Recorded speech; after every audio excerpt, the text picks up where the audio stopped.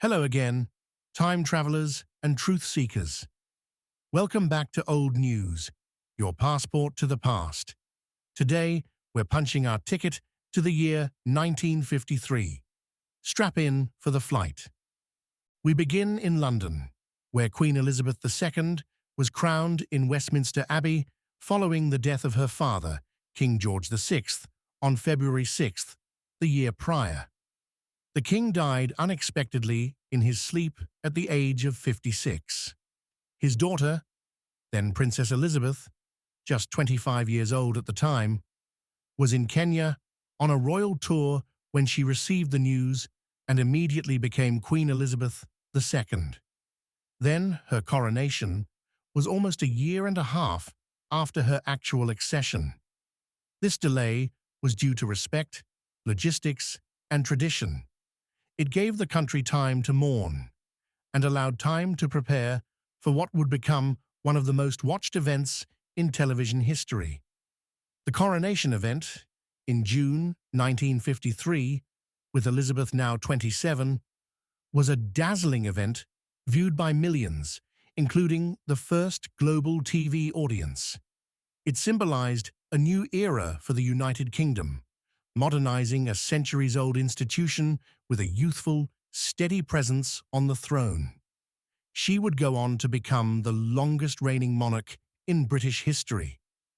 Meanwhile, in the Soviet Union, a seismic political shift occurred when Joseph Stalin died on March 5th after 3 decades of authoritarian rule. His death unleashed a power struggle in Moscow and signaled the beginning of the post-Stalin era. He was succeeded by Nikita Khrushchev, who would soon usher in reforms, de-Stalinization, and a slightly less iron-fisted form of communism, though the Cold War would remain anything but cold. Tensions remained high between the US and the USSR, but another major conflict came to an end. On July 27, 1953, the Korean War armistice was signed, officially halting active combat on the Korean peninsula. The war had begun in 1950 and ended in stalemate, with the peninsula still divided at the 38th parallel, North and South Korea locked in tension that remains to this day. Over 5 million people died during the conflict, including over 36,000 American troops. The agreement didn't resolve the war, it just paused it. Technically, North and South Korea are still at war, even now. Then, in one of the darkest moments of the Red Scare, Julius and Ethel Rosenberg were executed for conspiracy to commit espionage under the Espionage Act of 1917, becoming the first American civilians put to death for espionage during peacetime. They were accused of passing atomic secrets to the Soviet Union, contributing to the USSR's early development of nuclear weapons. Arrested in 1950, during a time of intense Cold War paranoia and anti-communist sentiment, their 1951 trial drew national attention.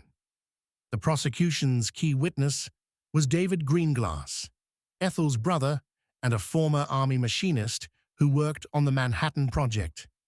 He testified that Julius recruited him to share classified information and that Ethel typed the notes, claims that were later criticized as unreliable and possibly coerced.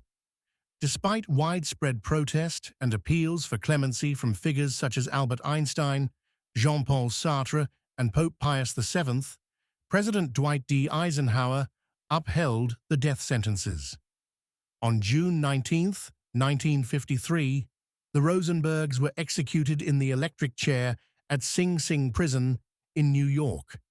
Ethel's death was particularly disturbing, reportedly requiring multiple jolts. The couple also left behind 2 young sons. Declassified Soviet documents later confirmed that Julius had engaged in espionage, but Ethel's role remains unclear and widely debated. The Rosenberg case remains one of the most controversial episodes of the Cold War, symbolizing the era's climate of fear, the reach of McCarthyism, and ongoing tensions between national security and civil liberties. In the world of science, 1953 brought a quiet but earth-shaking breakthrough, one that would change the way we understand life itself. At the University of Cambridge, American biologist James Watson and British physicist Francis Crick announced they had discovered the double helix structure of DNA, the molecule that carries genetic information in all living things. Their model, published in the journal Nature that April, showed DNA as a spiraling ladder, with sugar phosphate backbones on the outside and paired nitrogen bases on the inside, A with T, C with G. This explained not just the shape of DNA, but how it could replicate and carry hereditary information from one generation to the next. It was the foundation of molecular biology, and it would go on to transform everything from medicine and genetics to forensic science and biotechnology. But Watson and Crick didn't do it alone. A crucial piece of the puzzle came from Rosalind Franklin, a chemist and X-ray crystallographer at King's College London. She had captured a now famous image known as Photo 51, which revealed the helical structure of DNA with stunning clarity. That image was shown to Watson, without Franklin's knowledge or consent, and it gave them the final confirmation they needed. Franklin's contribution was vital, but she wasn't credited in the original 1953 papers. She died of cancer just 5 years later, at the age of 37, never fully recognized in her lifetime. Today, she's rightly acknowledged as a pioneer whose precision and insight helped unlock the structure of life itself. Watson, Crick, and Maurice Wilkins, Franklin's colleague, would go on to receive the 1962 Nobel Prize in Physiology or Medicine. Nobel Prizes aren't awarded posthumously, which meant Franklin's name was left out, though her legacy has only grown stronger with time. In another major medical milestone, Dr. Floyd John Lewis performed the first successful open-heart surgery at the Mayo Clinic using hypothermia to slow the patient's metabolism. By cooling the body, he could safely stop the heart for a few minutes and repair a congenital defect in a 5-year-old girl. This marked the first time surgeons could operate directly on the human heart, paving the way for further cardiac advancements. One of these was in 1960, when Dr. Robert Goetz performed the first successful coronary bypass surgery, connecting a mammary artery to a coronary artery to reroute blood around a blockage. Though groundbreaking, this technique wasn't widely adopted. That changed in 1967, when Dr. René Favaloro at the Cleveland Clinic pioneered the now standard coronary artery bypass graft CABG. He used a section of vein from the leg to bypass clogged arteries, dramatically improving outcomes for patients with heart disease. Meanwhile, in pop culture, television was on the rise, and one particular program captured the national imagination. I Love Lucy, starring Lucille Ball and Desi Arnaz, was the most watched show on TV and became the first to be rerun in syndication.